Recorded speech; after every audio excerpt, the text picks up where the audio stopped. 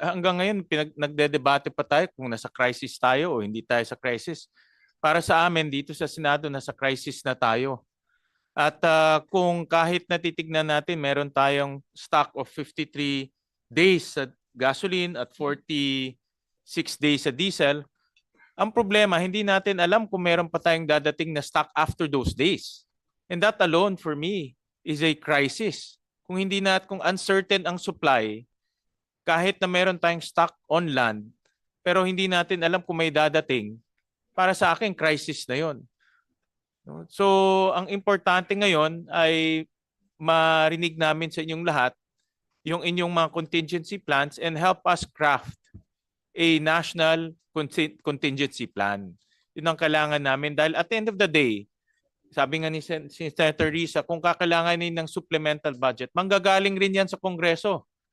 Manggagaling rin dito yan. At kailangan namin malaman kung ano bang pupuntahan ng supplemental budget or additional budget. No, because we cannot just approve a supplemental budget or any other allocation of resources kung hindi namin alam kung ano yung contingency plans.